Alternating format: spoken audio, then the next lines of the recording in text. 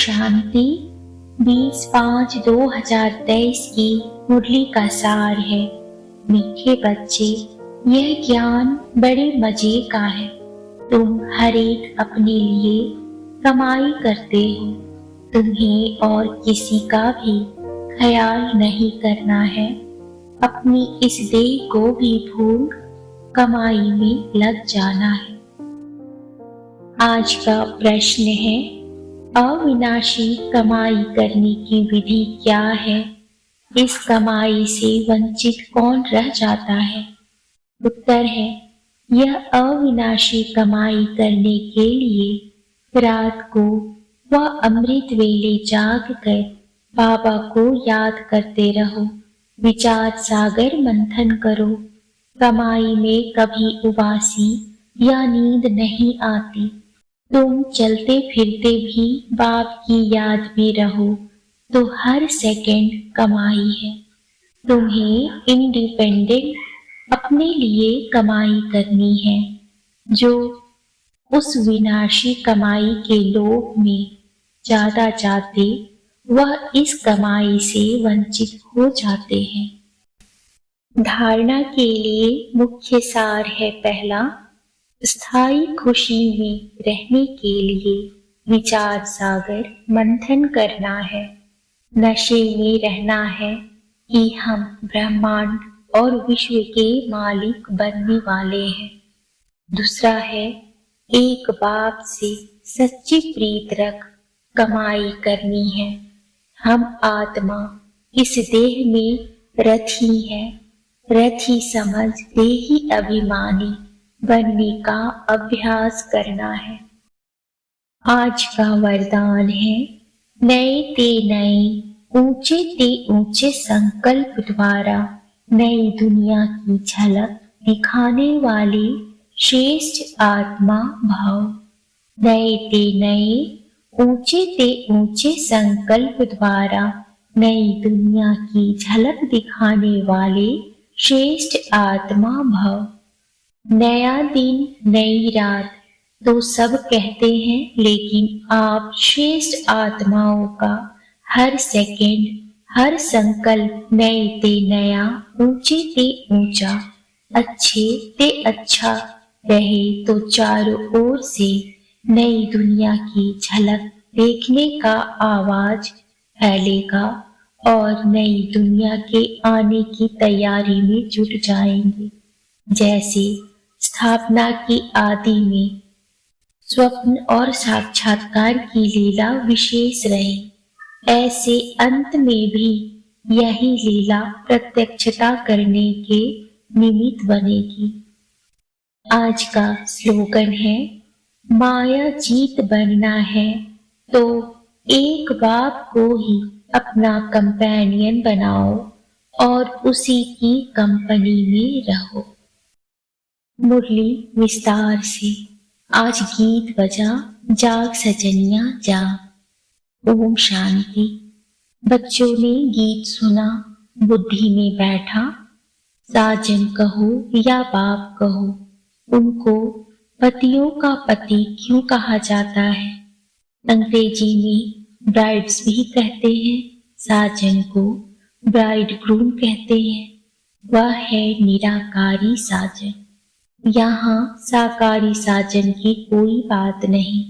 निराकारी साजन को भी सजनी जरूर चाहिए, नहीं तो निराकार साजन भी सजनी बिगर रचना कैसे रचे? बच्चे जानते हैं कि वह निराकार किस सजनी द्वारा रचना रचते हैं। वह परमपिता परमात्मा इसमें प्रवेश कर सभी को जगा रहे हैं। बरोबर नवयुग अर्थात सतयुग सचखंड में जाने के लिए हम यहाँ आए हैं। ज्ञान सागर के पास रिफ्रेश होने के लिए, सम्मुख धारणा के लिए। बच्चों को सम्मुख जितना मजा आता है उतना सेंटर्स पर नहीं। तुम बच्चे सम्मुख हो और सेंटर्स वाले दूर हैं। यह बच्चों को समझाया है कि हर एक आत्मा रथी है और परमपिता परमात्मा इस तन में रथी है। उनको कहा जाता है परम पिता, परम आत्मा। है तो आत्मा ना, वह सदैव परे ते परे रहने वाला है। भगवान को जब याद करते हैं तो नजर जरूर ऊपर हो जाएगी। ओ परम पिता परमात्मा रहम करो। सभी को पता है कि वह ऊपर रहने वाला है। बाप अपने मुकर्रर किए हुए रथ में आए हैं। कहते हैं मैं कल्प कल्प इसमें रथी हूँ, क्योंकि इस ब्रह्मा रथ द्वारा ब्राह्मण कुल स्थापन करता हूँ। अगर श्री कृष्ण के तन में आए तो फिर दैवी कुल हो जाए, सतयुग हो जाए। श्री कृष्ण का शरीर सतयुग में होता है। बच्चे समझते हैं हमको बेहद का बाप बैठ तीनों कालों का ज्ञान दे त्रिकालदर्शी बना रहे हैं। ड्रामा के आदि मध्य अंत का ज्ञान दे रहे हैं। जो घड़ी बीत चुकी वह हूबहू रिपीट होगी। जैसे लक्ष्मी नारायण का राज्य था फिर रिपीट होगा। क्राइस्ट को भी अपना पाठ रिपीट करना है। फिर उसी नाम रूप देश काल में आने वाले हैं। बाप कहते हैं मैं भी अपना निराकार रूप बदलकर साकार रूप में आया हूँ। जरूर मनुष्य तन में आएगा तब तो सुनाएगा। शास्त्रों में तो कचमच अवतार लिख दिया है। सर्वव्यापी के ज्ञान से समझते हैं कि वह सब में प्रवेश करता है।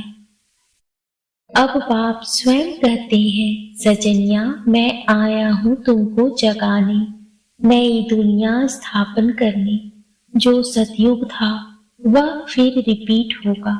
अब नवयुग आने वाला है। दुनिया समझती है नवयुग आने में 40,000 वर्ष बड़े हैं। यह मनुष्यों की बड़ी भूल है। अभी बच्चे निश्चय बुद्धि हो गए हैं। दुनिया वालों के लिए जरूर नया ज्ञान है। सतयुग में देवी देवता होंगे और धर्मों का पता भी नहीं रहेगा। अभी और सब पुराने धर्म हैं। नया देवी देवता धर्म गुम हो गया है। फिर अब उस नए धर्म की स्थापना होती है। देवताओं के कुछ न कुछ चित्र हैं। समझते हैं सतयुग में बरोबर राज्य करते थे। वहां तुमको यह पता नहीं रहेगा कि लक्ष्मी नारायण के बाद कोई राम का राज्य आने वाला है। जो कुछ होता जाएगा तुम देखते जाएंगे। फिर कहेंगे एडवर्ड द फर्स्ट सेकेंड। पीछे वालों को यह मालूम रहेगा कि फर्स्ट सेकेंड एडवर्ड हो कर गए हैं। आगे फिर कब होंगे यह नहीं जानेंगे। ड्रामा का पाठ इमर्ज होता रहेगा। ड्रामा की नॉलेज बाबा ही समझाते हैं। वह भक्ति मार्ग की तीर्थ यात्रा बिल्कुल ही न्यारी है। यह है ज्ञान, बाप और वर्षे को याद करना। अभी तुम जानते हो सतयुग में इतना समय राज्य होगा। फिर त्रेता में राम सीता राज्य करेंगे। बच्चों को सीन सिनेरियां देखने में आती हैं। तुमने 84 जन्म पूरे किए, यह बुद्धि में है। यह है नई नॉलेज। बाप कहते हैं मैं कल्प के संगम युग पर आता हूँ। इस संगम पर परमपिता परमात्मा रथी बना है। हम रथी आत्मा को वापिस ले जाने। हम सब रथी हैं। अपने को आत्मा समझना है। तुम बच्चे घड़ी घड़ी भूल जाते हो। हम आत्माओं ने 84 जन्म का पाठ बजाया। अब बाबा आया है। हमको सारा राज समझाते हैं। पतित से आप सम्मान पावन बनाते हैं। यह बेहद का एक ही बाप है जो बच्चों को आप समान बनाते हैं। लौकिक बाप कभी बच्चों को आप समान नहीं बनाते हैं। एक ही बाप के बच्चे कोई कारपेंटर होंगे तो कोई सर्जन, कोई इंजीनियर होंगे। यहाँ ऐसा नहीं है। यहाँ तुम सभी मनुष्य से देवता बनते हो। तुम बैरिस्टर सर्जन आदि नहीं बनते हो। तुम जानते हो परमपिता परमात्मा हमको पढ़ाते हैं, जिससे हम पढ़कर सो देवता बनते हैं। ऐसा स्कूल कहाँ भी नहीं देखा होगा जो सब कहे हम सो देवता पद पाने के लिए पढ़ रहे हैं। दिन प्रतिदिन वृद्धि होती रहती है, फिर मकान भी वृद्धि को पाते जाएंगे। बच्चों का प्रभाव निकलेगा तो बहुत बुलाएंगे, यहाँ आकर हमको मनुष्य से देवता बनाने का राजयोग सिखाओ। बहुत वृद्धि होती जाएगी। बाप फिर भी बच्चों को कहते हैं, रात को अथवा अमृत वेले जागो, इसमें बहुत कमाई है। मनुष्य जो बहुत कमाई करने के शौकीन होते हैं, उनको रात को भी ग्राहक मिल जाते हैं तो जागते हैं। मनुष्य को संपत्ति 24 घंटे मिल जाए तो अपनी नींद भी फिटा देते हैं। कमाई में फिर नींद नहीं आती, कमाई नहीं होती तो फिर उबासी नींद आ जाती है। कमाई में बहुत खुशी होती है।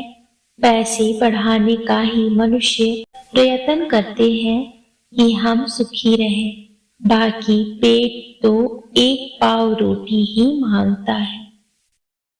तुम बच्चों को इस दुनिया में ममत्व नहीं रखना है, ज्यादा लोभ में नहीं जाना है, उसमें भी बुद्धि योग भागता है, फिर अविनाशी कमाई से वंचित हो जाते हैं। नहीं तो इस कमाई का बहुत ख्याल रखना है। तुम्हारी कमाई सेकंड बाय सेकंड है। फिर अगर चलते फिरते बाप को याद करो तो बहुत भारी कमाई है। और कमाइयाँ ऐसे चलते फिरते होती है क्या? यह तो वंडरफुल कमाई है। इंडिपेंडेंट अपने लिए कमाई करते हो। लौकिक बाप को बच्चों का ख्याल रहता है, बच्चे सुखी रहे, खाते रहे, इसमें बाल बच्चों का ख्याल नहीं रहता। अपने लिए 21 जन्मों की कमाई करें। कैसा मजे का ज्ञान है। हर एक बच्चे को अपने लिए कमाई करनी है। बाल बच्चे मित्र संबंधियों को भी याद नहीं करना है, अपनी देह को भी याद नहीं करना। बाबा को भले इस देह में आना पड़ता है, परंतु है तो देही अभिमानी। इस समय देह में आते हैं, आकर तुम आत्माओं को नॉलेज देते हैं अथवा सहज कमाई का रास्ता बताते हैं। अगर तुम प्रैक्टिस करते रहो तो बहुत कमाई कर सकते हो। बाबा भी प्रैक्टिस करते हैं। बाप को याद करे तो आदत पड़ जाती है। अपने को भूल शिव बाबा याद रहता है, क्योंकि शिव बाबा की इसमें प्रवेशता है। यह बाबा समझता है, मैं ब्रह्मांड का मालिक हूँ। लौकिक बाप के बच्चे को रहता है ना कि हम बाप की मिल्कियत के हकदार हैं, तो इस ब्रह्मा बाबा को भी रहता है कि हम ब्रह्मांड के मालिक हैं। बाबा की प्रवेशता है ना, तो वह नशा रहता है। हम ब्रह्मांड के मालिक हैं, प्रॉपर्टी का भी मालिक हूँ। शिव बाबा खुद तो विश्व का मालिक नहीं बनते हैं। मैं ब्रह्मांड का मालिक तो विश्व का भी मालिक बनता हूँ। बाबा सिर्फ ब्रह्मांड का मालिक है, तुम भी विश्व के मालिक बनते हो ना। राजा चाहे प्रजा समझते हैं हम विश्व के मालिक हैं, जान गए हैं हम विश्व के मालिक हैं। यह समझने से भी खुशी का पारा चढ़ा रहेगा। गाया हुआ भी है, अति इंद्रिय सुख पूछना हो तो गोपी वल्लभ के गोप गोपियों से पूछो। ऐसे नहीं कि गोपी वल्लभ से पूछो। वल्लभ बाप को कहा जाता है। वल्लभ अर्थात बाप को तो विश्व के मालिक बने का सुख पाना नहीं है। बाप कितना ऊंचा उठाते हैं। यह अर्थात ब्रह्मा कहते हैं, मैं भी अपने को ब्रह्मांड का मालिक समझता हूँ। सारी दुनिया में यह कोई भी समझ नहीं सकते कि मैं ब्रह्मांड का मालिक हूँ। ऐसे नहीं कि ब्रह्म में लीन हो जाएंगे। कहाँ ब्रह्म में लीन होना, कहाँ ब्रह्मांड का मालिक बनना, बहुत फर्क है। तुम जानते हो बाबा हमको विश्व का मालिक बनाते हैं। खुद बाप कहते हैं, जागो सजनिया, मैं हर एक बात तुमको नहीं समझाता हूँ। क्या तुम ब्रह्मांड के मालिक नहीं बने थे? फिर पाठ बजाया, अब भी तुम ब्रह्मांड के मालिक बनते हो, फिर तुम विश्व के मालिक बनने वाले हो। यह याद स्थायी रखनी है। इसको कहा जाता है विचार सागर मंथन। इससे तुमको खुशी का पारा बहुत चढ़ेगा। यह तो निश्चय करना चाहिए कि यह हमारा बाप है। बाप के सिवाय ऐसी बातें कोई समझा ना सके। दिल में नोट करना चाहिए। यहाँ नोट्स लेते हैं स्मृति में रखने के लिए, फिर यह काम नहीं आएंगे। बैरिस्टर के पास बहुत किताबें रहते हैं, शरीर छूटा खल्लास, पता नहीं दूसरे जन्म में क्या बनेंगे। तुम बच्चे की तो एक ही पढ़ाई है। तुम जानते हो स्वयं ब्रह्मांड का मालिक बाप हमको ब्रह्मांड और विश्व का मालिक बनाते हैं, फिर भी खुशी का पारा क्यों नहीं चढ़ता? बाबा ने समझाया है, यह गीत घर में अपने को रिफ्रेश करने के लिए रखने चाहिए। कोई समझते हैं ज्ञान में आने से हमको घाटा पड़ा है। घाटा फायदा तो पुरानी दुनिया में है। आज कोई वजीर है, किसी ने सूट किया तो खल्लास, सबको घाटा पड़ता रहता है। किनकी तभी रही धूल में, सबको घाटा है। सिर्फ तुम बच्चों को सदाकाल के लिए फायदा है भविष्य में, तो भी 21 जन्म के लिए। बाकी सारी दुनिया है घाटों में। यह सब है रुन्ने के पानी मिसल, अर्थात मृग तृष्णा समान। किसको भी मालूम नहीं यह सब मिट्टी में मिल जाना है। सब कब्र दाखिल भस्मीभूत हुए पड़े हैं। तुम यह सब कुछ जानते हो। तुम्हारे में भी जो बहुत होशियार है, उनको मालूम है यह दुनिया जैसे भंभोर है। सब कब्र दाखिल हो जाएंगे। यादव कौरव सब कब्र दाखिल हुए थे। बाकी पांडवों की विजय हुई थी। विश्व पर अर्थात नई दुनिया पर विजय पाई, क्योंकि तुम पांडव ईश्वर को जानते हो, उससे प्रीत रखते हो। जितना जो प्रीत रखते हैं, जितना जो याद करते हैं, उतनी वह कमाई करते हैं। ऐसा कभी सुना? भारत का प्राचीन योग बहुत नामी ग्रामी है। यह बाबा भी नहीं जानते थे। अब सब बातें बुद्धि में आ गई है। बाबा कहते हैं, सृष्टि के आदि मध्य अंत का ज्ञान जो तुमको सुनाता हूँ, वह सतयुग में नहीं रहेगा। वहां तो तुम्हारी प्रारब्ध के सुख का पाठ जो कल्प पहले चला था वही चलेगा। यह ज्ञान बाप एक ही बार आकर देते हैं और अंत तक देते ही रहेंगे। तुम भल कहाँ भी हो, शरीर छूटे तो शिव बाबा की याद हो। त्रिकालदर्शी पने का ज्ञान हो, ज्ञान अमृत मुख में हो। स्वदर्शन चक्र याद हो, तब प्राण तन से निकले। कहाँ वह भक्ति मार्ग की कहावत, कहाँ यह ज्ञान की बातें। मनुष्य जब मरने पर होते हैं तो हाथ में माला देते हैं, कहते हैं राम राम कहो तो सदगति हो जाएगी। परंतु राम कौन है, कहाँ है, कोई जानते नहीं। कोई राम को, कोई हनुमान को याद करते हैं। अनेकों को याद करना, इसको भक्ति कहा जाता है। अब तुम एक को ही याद करते हो। तुम जो तुमको ज्ञान दे, तुम्हारी सदगति करते हैं। अच्छा, मीठे मीठे सिकीलदे बच्चों प्रति माता पिता बाप दादा का याद प्यार और गुड मॉर्निंग। रूहानी बाप की रूहानी बच्चों को नमस्ते। रूहानी बच्चों की रूहानी बाप को नमस्ते। नमस्ते बाबा, नमस्ते। शुक्रिया बाबा, शुक्रिया।